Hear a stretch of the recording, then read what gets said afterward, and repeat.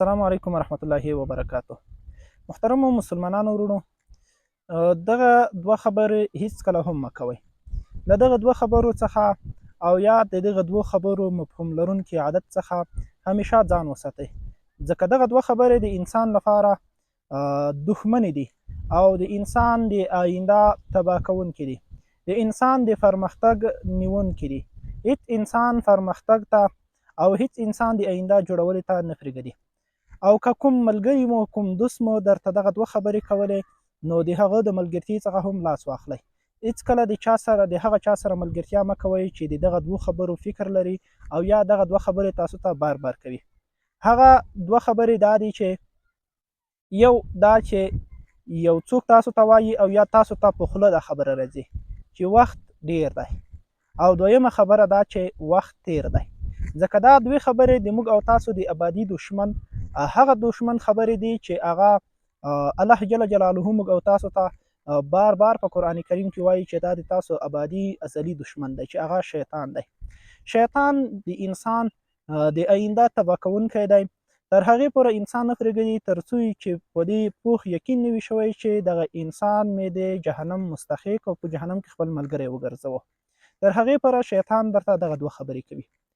لومړی شیطان کوشش کوي که د یو عبادت وخت شي، د لمانځه وخت شي یا د بل نیک کار وخت شي، نو شیطان کوشش کوي چې تا ته ووایي چې وخت ډیر دی، سوکا ده ورو دی وبی کې وخت ډیر دی وخت ډیر دی. په دې تمنا د نوخته کوي تر څو هغه عبادت د تا نه قضا کړي، د هغه عبادت وخت له تا نه تیر شي.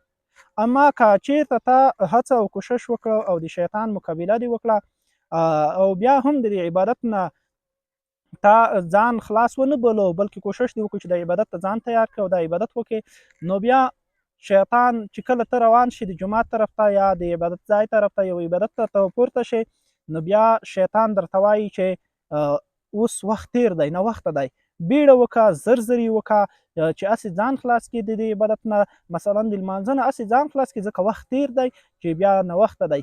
کله درته وایي چې یاره صرف فرض وکړم بس دی، کله درته وایي زر یې وکړې.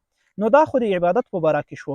د عبادت نه بغیر هم که په انسان کې دا عادت و، نو د دغه انسان نه یو طرف ته شي، ځکه انسان د خپل آینده د جوړولو مسؤلیت په خپل لري. هر څوک موږ تاسو د دې مسؤل یو چې د خپل آینده، د خپل رزق، د خپل پناه ځای، د هر څه جوړونه هغه باید په خپله وکړو.